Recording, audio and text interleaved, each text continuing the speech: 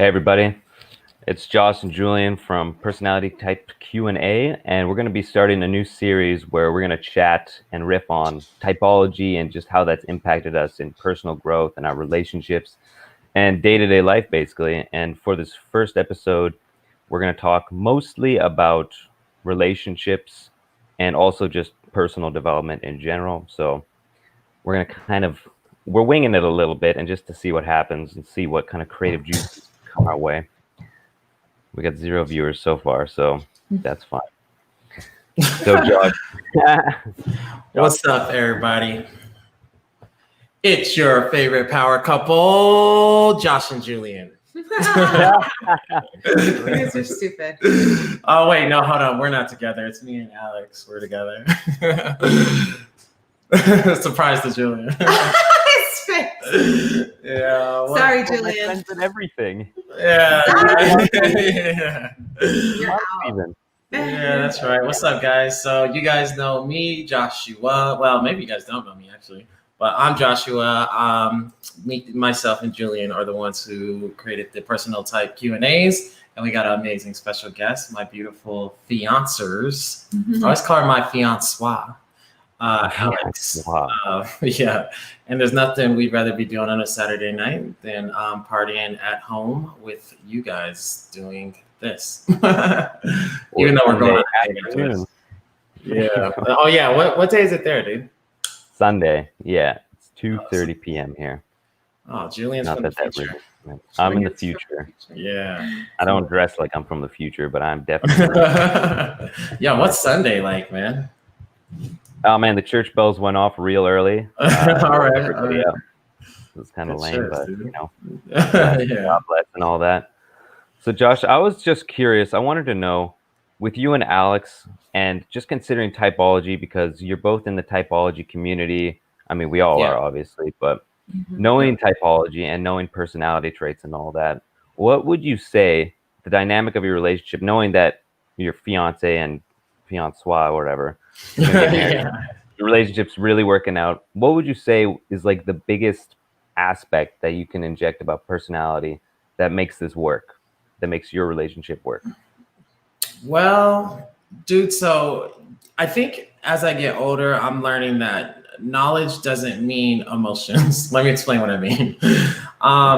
It helps in the sense that I can understand what's happening, but in the moments, our functions still kind of don't care because we still think things should be a certain way. Like, you know, even though, like, so for example, if she's being over logical and not showing FE, like showing emotional support, then, you know, it still does sting a little, even though I understand that's what her function should be doing, right? Do you see what I'm saying?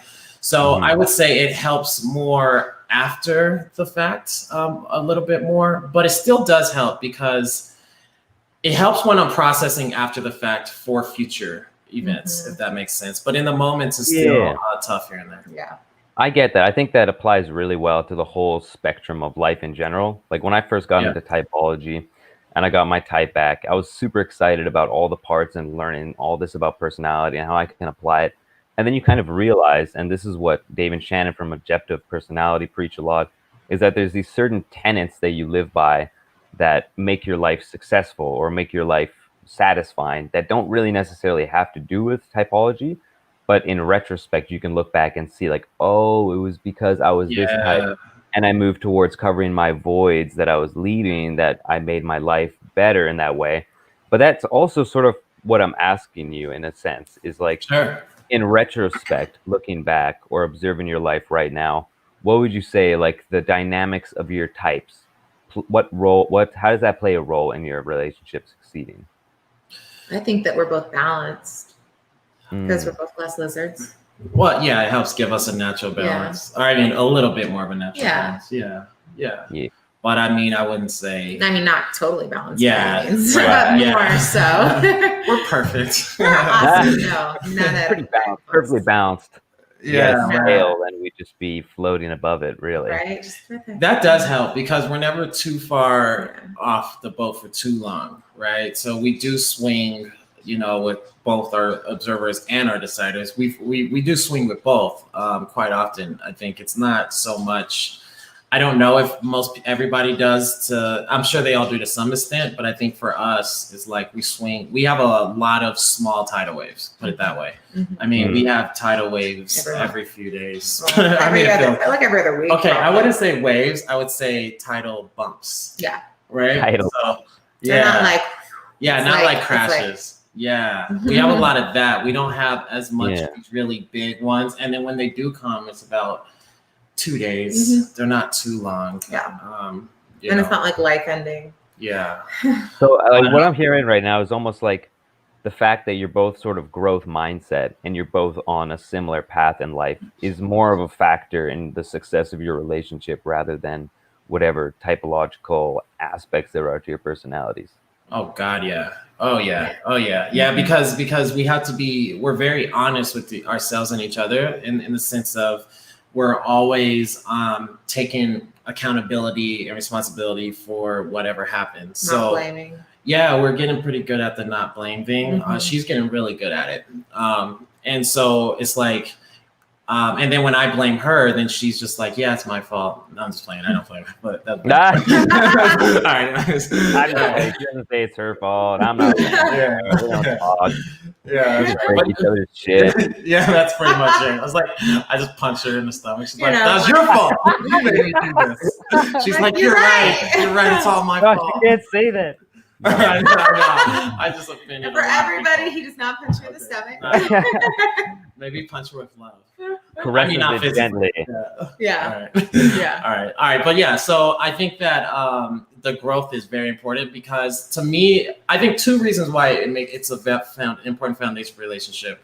One, we all have the variety need, whether it's NESE, right? The OE need. And I think things get boring. But if somebody's consistently changing, then I think that you can keep evolving and that person can stay interesting for life. Okay, if that makes sense. Because she's not who she was 6 months ago. She's definitely not who she was 2 years ago or a couple of years ago when I met her. She's constantly changing. So I meet a new Alex every few weeks or few months or every day, really. Yeah. And that I think that satisfies that OE need. So I think that's if you don't want to get bored in your relationship or have your spouse bored, I think you better get into growth. Just my 2 cents, but I'm biased. Yeah. Were you both like growth mentality, like before you met each other, before you discovered typology?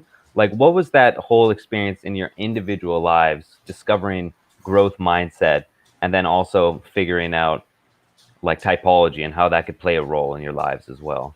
Was it like a long time before that, or do you feel like you sort of skyrocketed after discovering like, oh, okay, these voids I might be leaving and I can improve them and get more growth mindset? Or was it kind of like, okay, like I'm already, like I'm taking responsibility, I'm growth mindset here, and oh, it's cool, there's this little thing that I can use as well as a tool on the way? Him, yes. Me, no. Yeah. But she was more growth than most. I wanted to be better. She wanted to, but she didn't know what it looked like or have the tools. I've been on a serious person. I've always been growth mindset to an extent so for example, I was always a seeker of knowledge, information, right? Yeah. Which requires some level of open-mindedness or growth mindset. However, oh, what's up, Danny? Danny H, what's up? What's up? But I should have said it in the video. I'm just like typing away, like so. Danny in the house. But I would say though, I really hit a strong at 26 years old, and which is ironically pretty much that's her age. She just turned 27, but so around her age. 27. Yeah, April. Yeah, I just turned 27 in August. Crazy. Oh, dude. Yeah, so Grandpa Josh in the house. Josh in the house. Yeah, that's right. But yeah, so my nickname here, man. I'm a grandpa. I'm a hostile grandpa. I don't know how bad, but I do weird, crazy shit. We'll call you hostile grandpa. Oh man, that is your new nickname. Hostile grandpa. Hostile grandpa. I like to go by Hosty Gramps or H Gramps, however shorten it up. But yeah, dude. So. 26 is when I hit a very strong stride because I had a boss that gave me an iPod. He just saw like potential in me. He's like, here, dude. And it was full of nothing but personal development speakers. And the first person he told me to get into, the first person I listened to was Jim Rohn. I got obsessed with Jim Rohn. If you guys don't know Jim Rohn, OMG, like at least he spoke to me Really? big Jim time. Rohn. And What's his yeah, background? Just briefly. he was actually Tony Robbins' coach when Tony Robbins was like 12, you know, and then Tony Robbins started working for him when he was 16, promoting events, and then Tony Robbins was like, I can do this, and then he started doing it for himself at like 19. Wait, hold. I know we're getting sidetracked here, but you know the Tony Robbins like turkey story, like the Thanksgiving Tony Robbins story. So if anybody's not listening, just a brief overview. Basically, Tony Robbins was living in this kind of like rough family, basically, and on Thanksgiving they didn't have enough money to afford a turkey dinner or whatever. Some stranger shows up to the house with a meal for the family, and the father of Tony like basically shut the door in his face and was like, "Get out of here, man! Like I don't want to." And the guy was like, "But your kids," and the father was like, "Oh," and he felt ashamed, and so he left the family. And then from that moment, Tony kind of latched on to the idea that strangers can be generous and helpful. And so every year he started delivering food to people in need. And every year he increased that. So you're telling me that he had like a mentor / coach before that happened? Yeah, he would go to the seminars, and then from what I understand, he would go to the seminars, and then he try to work with them for him for free, just so he can be around them more. What's up, Ikram? Ikram? What's up? Yeah, she said she loves that story. Yeah, right? I agree. Yeah, she said she really respects how he turned that into something positive. Yeah, so it's just about that perspective, right? And so, and so then he would ask to work for Jim Rohn for free and help him promote the seminars. He said he packed the whole house. He like crushed it. And then he realized he could start doing it on his own. He started doing seminars on his own, I think, at 19. Yeah. So, oh, wow. So what's up? ESC for you. Yeah, right? So dope. Yeah, really dope. But Jim Rohn's the shiz, guys. If you guys want someone simple to understand, practical, Jim Rohn. To me, he's good. Whether you like Tony Robbins. You got shown Jim Rohn when you were like around 26 years old or whatever. Yeah, 25-ish. 25-ish, and then this is when you decided, like, all right, okay, so I'm listening to this guy's message. Growth mindset is the way to go. Or maybe it wasn't even packaged that way at the time, but you're like, okay, I want to succeed, and so I'm latching onto this. Well, so because he was the VP of the company at that time, and then he put me under his wing as like him being my mentor, and he just saw. It's like weird. I kept getting these amazing mentors. They just saw something in me, but I wasn't even thinking that way. But they saw. I think they saw that I was open, right? Like I was just an open vessel. I was just very open, right? And what happened was I was driving 1 hour to Golden from Aurora, Colorado. So it was like an hour and a half drive every day to and from work. And so I listened to the iPod, and then every day something just felt so good. It felt so right. And now in retrospect, I think that what it could have been was my demon FI, right? So I think I unconsciously knew there was a void in my self-awareness and my self-growth. And it kept filling that void more and more. So it lit a fire that never went out. And that is literally, guys, like my sport in life. That's what I eat, sleep, and breathe. Is personal development is like my passion. And then the more I grow myself, the more I realize I'm able to help others. And so my mission is to impact. Everybody has big dreams and goals. So I know it sounds like this until I do it. Then it'll be like, oh, cool. If I do it, right? If I'm able to pull it off. But I want to impact more people than Tony Robbins has. So millions and millions and millions and more. And not just in not just in generic ways, but I want to really help try to change lives. And that's what I'm grinding so hard for. So I'm working really, really hard to do that. And then, and Alex has been supporting me the whole way, but that's the goal. Yeah, man. No, that's really excellent. So I guess at the end of the day, if we're using some kind of tool for personal development, if we're concerned with personal development, if that's why we're into typology, it's not like the bread and butter. It's not the essential. You don't necessarily need to know typology to get on board with personal development, because you're experiencing that you are filling these voids of potentially FI. But I guess it works well as a roadmap, because in my own life, like, yeah, I was on the personal development path, but that might be more because I was an IP, and I feel like IPs have this kind of thing in their mind where they're like, okay, I need to increase myself. I need to improve myself and better myself. That's good to know. You're right. I wasn't necessarily very consciously aware of the voids I was leaving in life. And some of the things that I felt were really important in my life were just purely because of my saviors. And really, if I had gone in them, I would have gone down just like a singular path, which is not to say that's a bad thing, because, for example, you know, I'm an NF.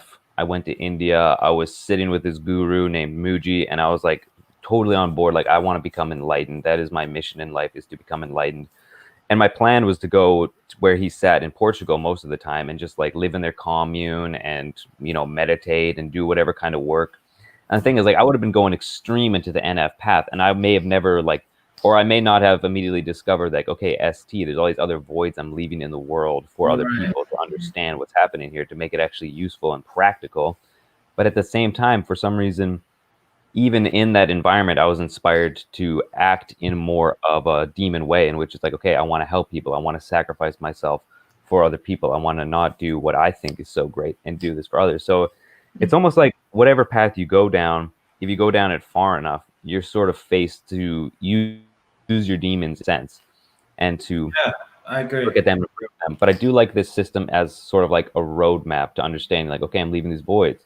Because when I discovered objective personality and typology and really got into it, I could really realize how much voids I was leaving, being like sleep, consume, blast, play last, and just like spending way too much time on myself and not enough time on other people, not enough time playing around with the tribe.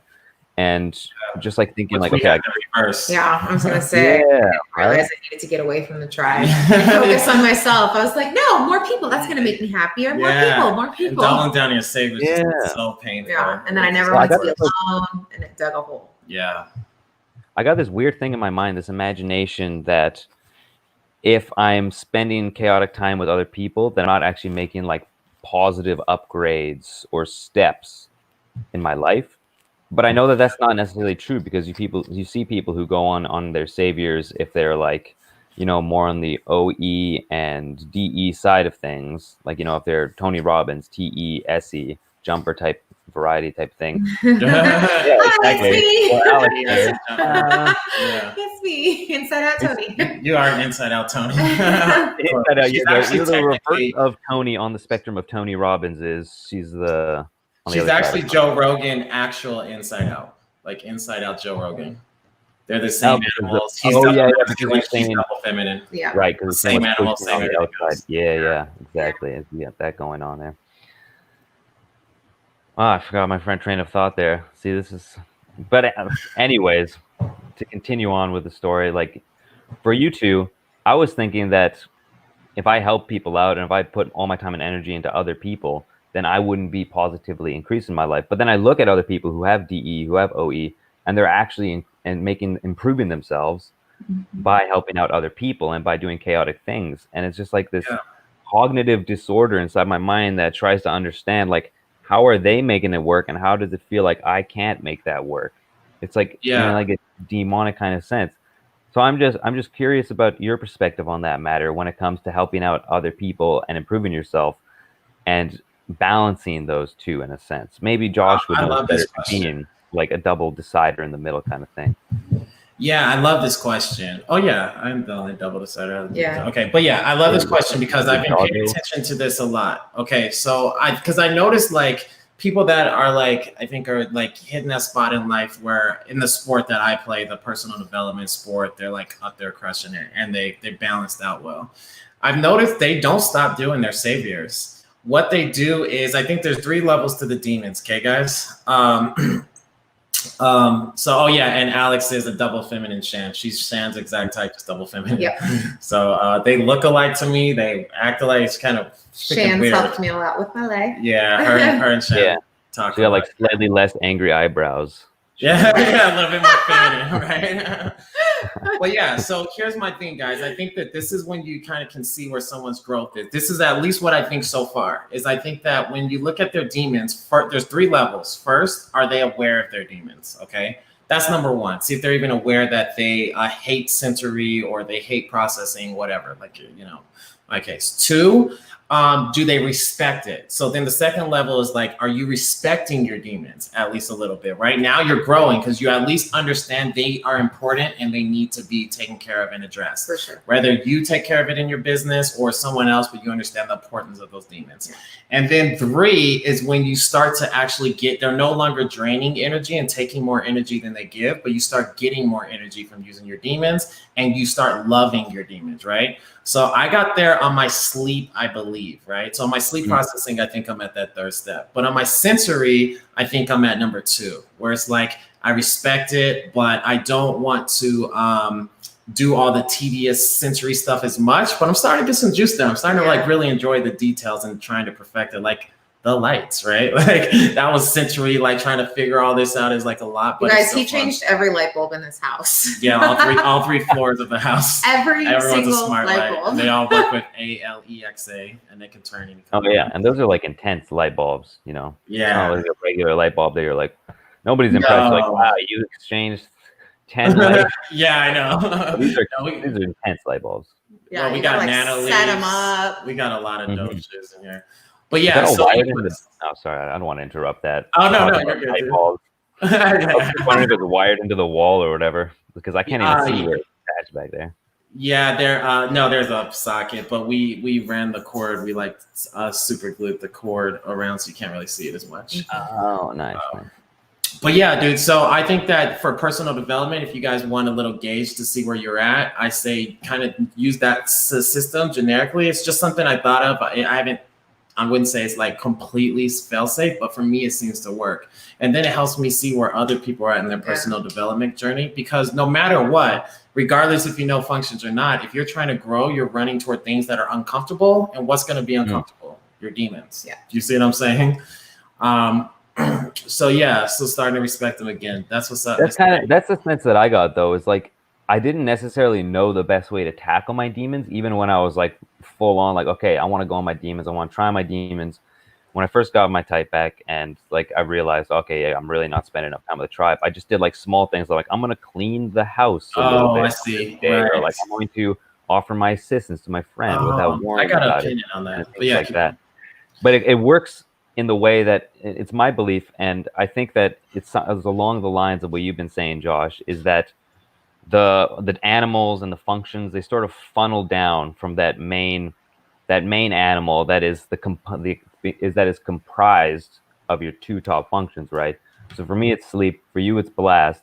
But in my own life, it's like FI is like the top function, right? FI. So if something fits into my FI, like helping other people, if I value that as an FI kind of value, then I feel like I can get energy from that, because in reality, it's like I'm not TEing, it's more like I'm FIing TE in a sense. You know, it's sort of like this trick thing where that's what I was gonna say. Yeah.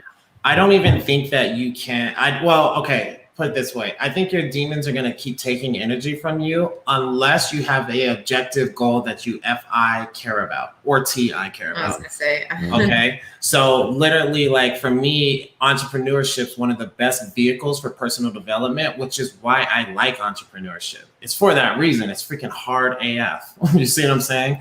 And so it requires you to use all your functions, period. You can't have a business and you're just an NT nerd like me. And you're just like, oh, let me just NT everything. Like, no one gives an F animalistically. They want SF, right? Luckily, he's got me. No, just kidding. But, did it way before me.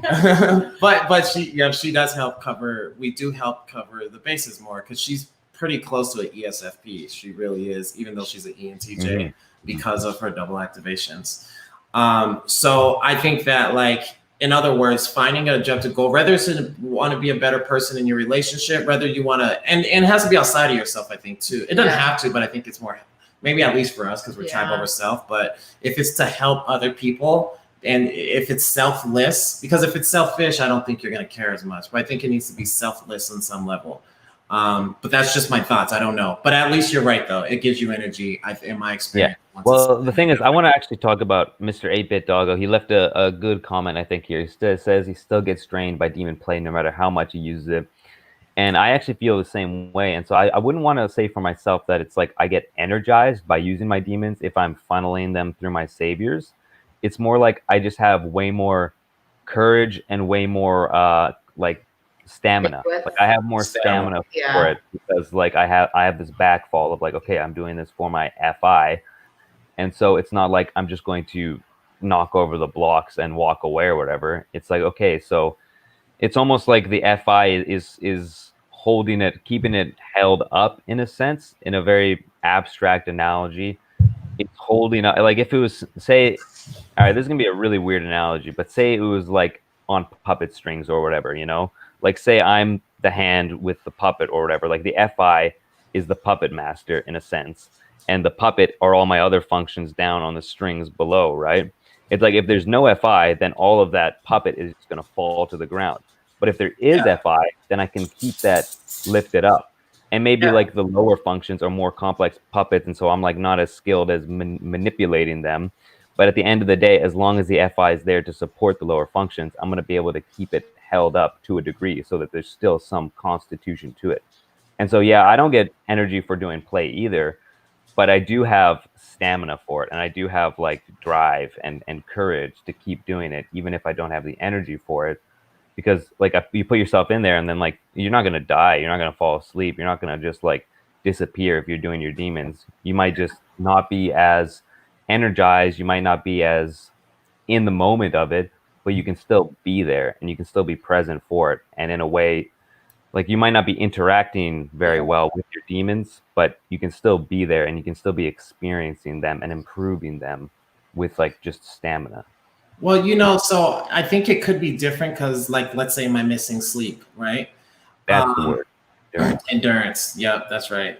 But I think missing sleep could be different because you just can think, right? So it could be different than play would be physically energy demanding. However, I think the reason why it's starting to give me energy, and what I mean by that is it gets me so excited because it's such an unlock. So as soon as I do process something, all my other functions just go like rev, and I just get a boost of like, oh my God, that's what I needed.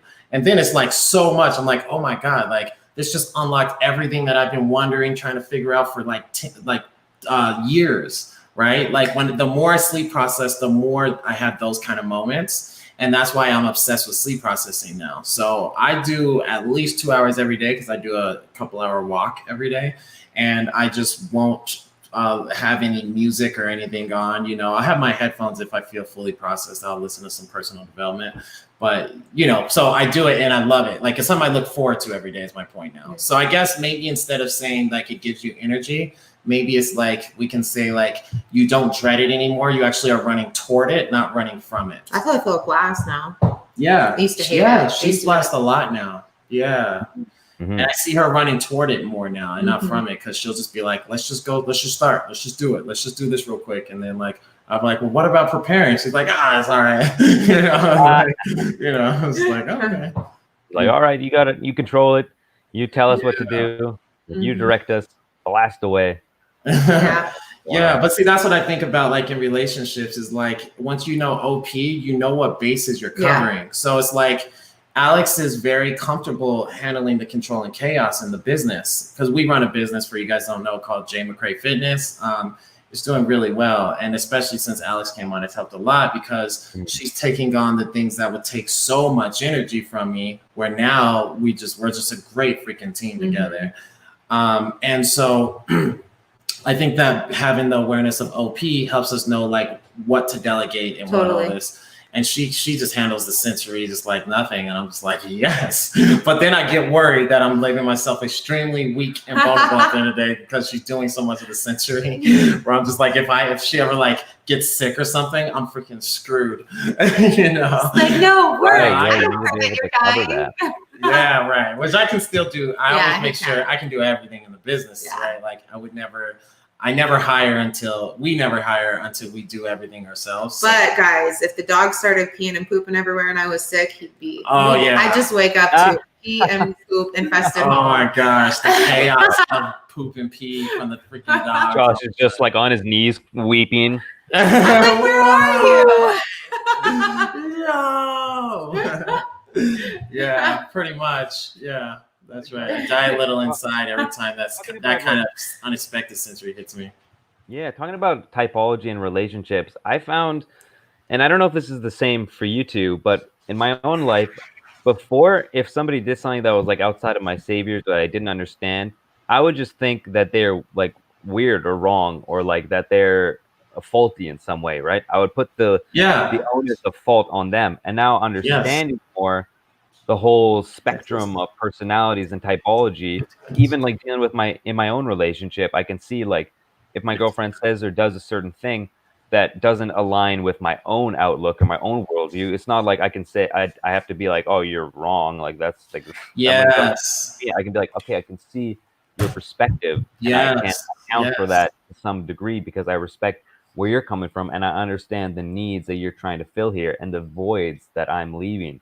And it's the same for like my siblings. Like I have brothers that I didn't, especially one brother that I didn't understand whatsoever before objective personality. And now like learning the parts and learning the animals, like, okay, blast last, or like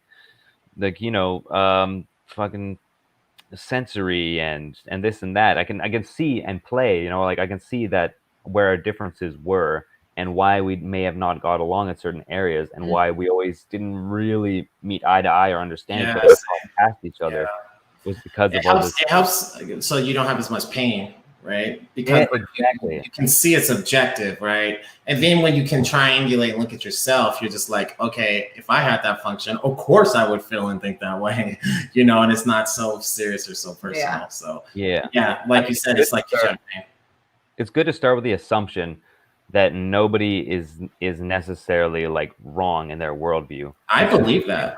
Yeah. Than yourself, you know, I believe and then trying to understand what needs that they're trying to meet and what voids you might be leaving to understand that. Yeah, I believe that, man. I actually do believe sincerely that we all very for the most part, all of us are living in stories. It's not objective reality. We have a story about an event and we're using our functions to make that story. And so someone else is using their functions to make the story. So then we're all right and we're all wrong.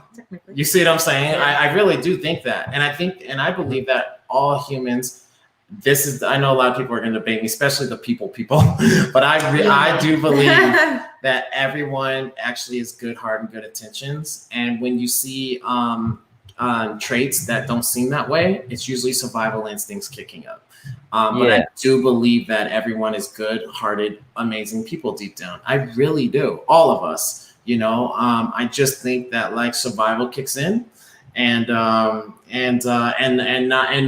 consciouslessness, if that's a word, you know, it happens. Unconsciousness. Yeah, unconscious. That's the word. Oh yeah, unconsciousness. I would definitely agree with you. Consciousness. I definitely agree with you, Josh, in that account. That people, there's at least some silver lining to every person, and I was thinking about this in my own life about situations I experienced that were perceivably negative, and in retrospect, looking at what the positive of those experiences were. Like Josh, you have a similar experience, but I have IBS. I had IBS way worse at the time. And like a lot of stuff was falling apart in my life. Like my girlfriend left me. I lost my job. I was fired. And like I set myself up for all of this, really. It's totally my fault. But then in the moments and looking back at it, I could see that actually these were really positive things in my life because I had to change my diet to move away from a lot of unhealthy eating habits that I had and a lot of like unhealthy stress habits that I was doing as well. And so my quality of life improved when I had to adapt to overcome the problems that the IBS was creating.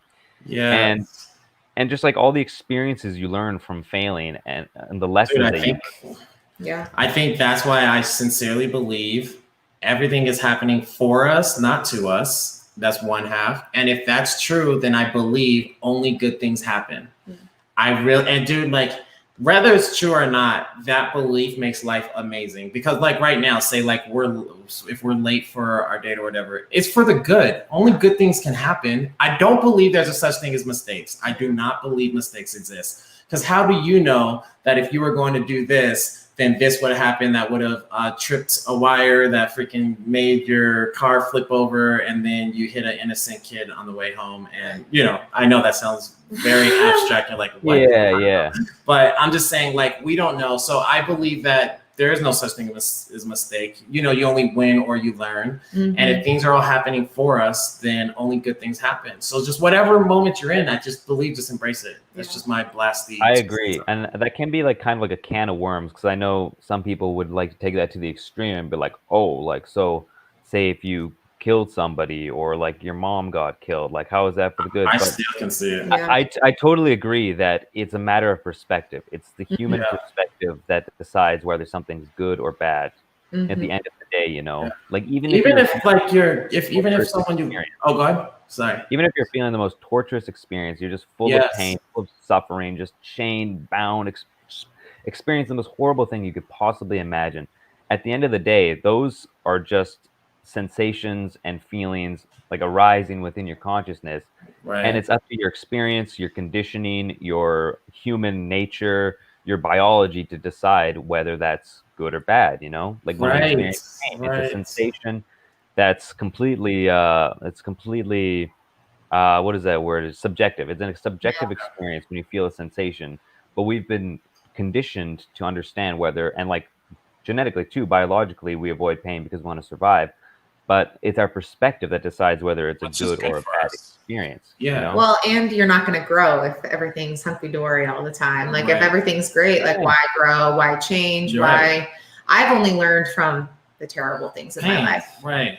So think about it, right? Like if that's true, like, because pain is a survival mechanism, so to keep us alive. So that means pain is good. Only good things are happening when you're feeling pain. That's good, right? And if even in death, guys, even if someone you love dies, I think only good things happen, because you know why? Now you can use that momentum and that pain as something that makes you finally live life without fear, because you know that life's going to end, and now you go impact and change millions and millions of lives, right? Like you can use, I believe it's always around us. There's abundance of opportunities and positivity and all that around us at all times, right? And negativity, if you want to search for that, you can pull all that.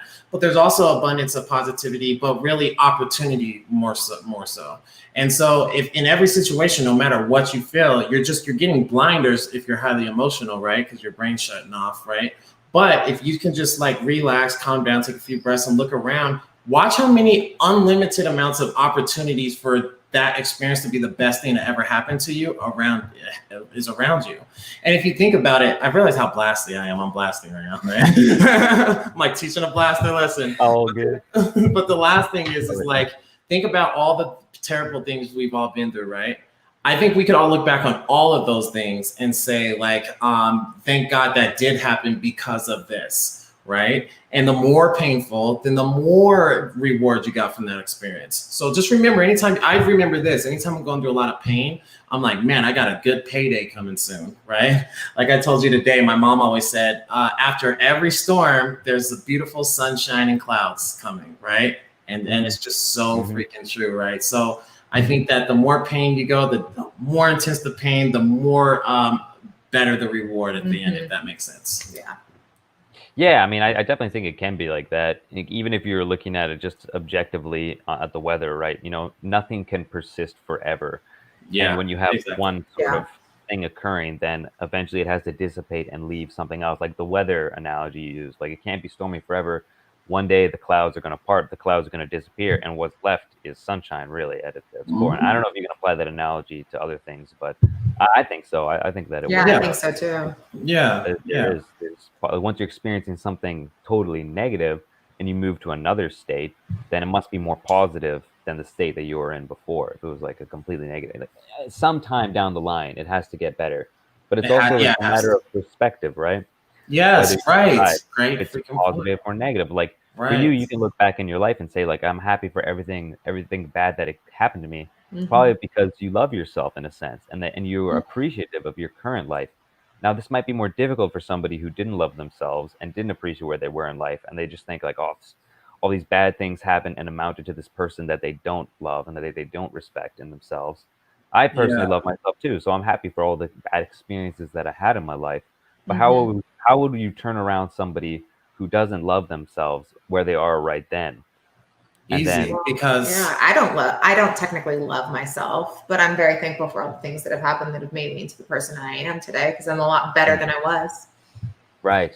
Yeah. That was brutally uncomfortable. I don't. I'm an EJ too, so it's like she's working on living. Yeah, it's not that I hate myself. No, yeah, for sure. It's the lingo too. I'm using like FI lingo or whatever. Yeah, right. Well, kind of come to the dude, I just think that all we really need is hope, aka all we really need is opportunity. And once we realize there's always opportunity around us to make the best out of everything and get further than you were before it happened, to grow. That's why, at least for me, because I value growth so much, personal growth. So there is always an opportunity to grab something that's going to take me to that next level and help me meet that next version of myself. And so I think when you're obsessed with self-growth, it's almost like a stoic philosophy, right? It's almost like stoicism. You know, like you can always find, as long as you know there's an abundance of opportunity around you, you're always good. And that's why I feel like I'm always good. If no matter what position you guys see my life going, no matter what crazy things happen, just watch me and watch how I act. Yeah, you'll see it. Yeah, you'll see it. You'll see what I do, right? We can lose all our money and all our stocks and all our investments and all our businesses and everything, right? And I honestly believe I'll be the exact same. I'll be just as happy, right? Because you can't take what's inside of you. That's why you got to like, at least try, people. I don't know how it works with the functions, but I just know that, like, you know, if you just have that perspective inside of you, you're always good, right? As long as your happiness isn't coming from outside of you. Yeah. Yeah, man. So I think that you probably wanted to go on your date pretty soon here. So do you want to wrap this up? I mean, it's been a really good talk so far. And great freaking talk. Really good. I know thank you guys for everyone who's, I appreciate that, bro. And thank you guys for everyone who's hopped on and listened. And hope you guys got some value from it. And I hope so, man. I can't help but notice like how abstract we get. And there's a part of my brain really deep in my unconscious that's like, how do we make this practical for people? Once in a while, and I'm like, but you know, I just love riffing on the abstract so much. Yeah, so if you guys, hopefully you guys got some good gems at that, something you can take and apply on your own. And sweet, man. And we really appreciate it. And we're gonna start doing more live calls like these guys. At least myself and Julien. Maybe special guest Alex quite a bit too. Yeah. We are thinking of getting some other guests on too that we are going to sneak attack.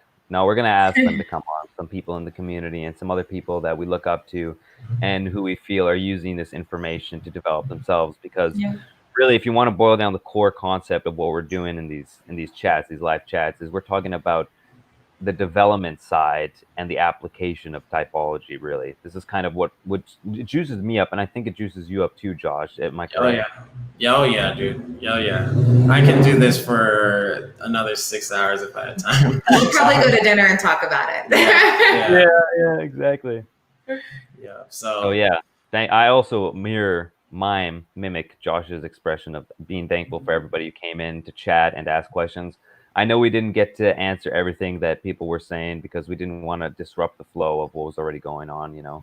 We'll just stick to our one. Appreciate, you know, Mr. 8-Bit Doggo coming on here and Danny and posting comments.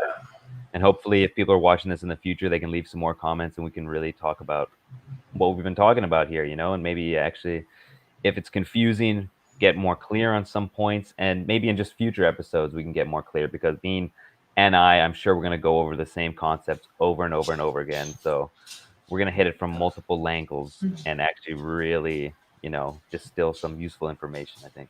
Well, Julien, where can anybody that's watching find you if they want to connect with you on Facebook or Instagram or something?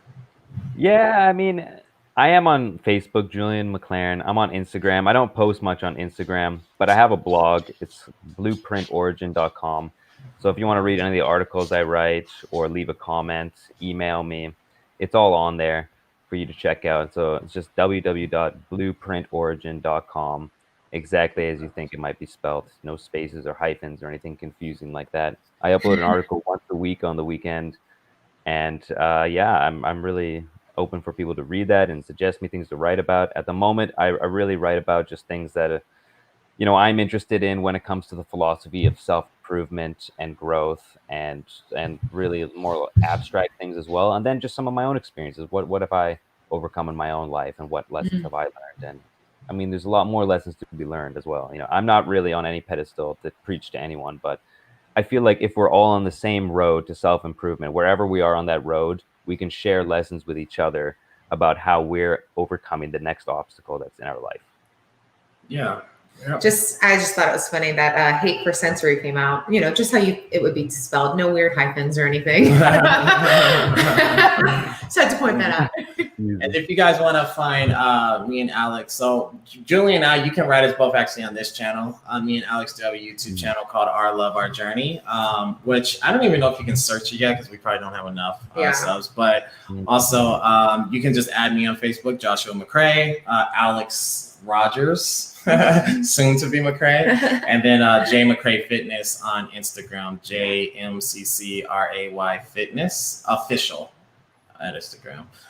So we'd be happy to talk with you guys. And if you guys have questions or like subjects you want us to talk about next time, just message any of us three and we'd be more than happy to, you know, go into them and crush it.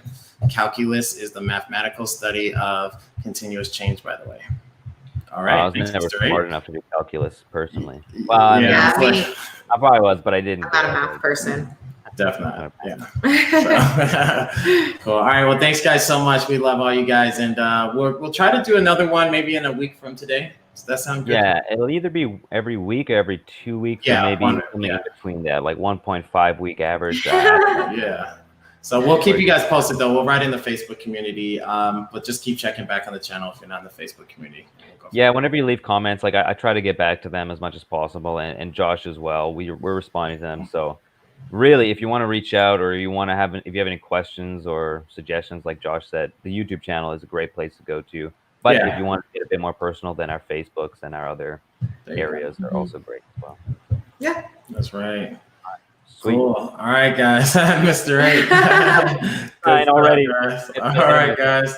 Love, peace, and chicken grease. Peace. Bye. All right. Love you guys. See ya. Peace.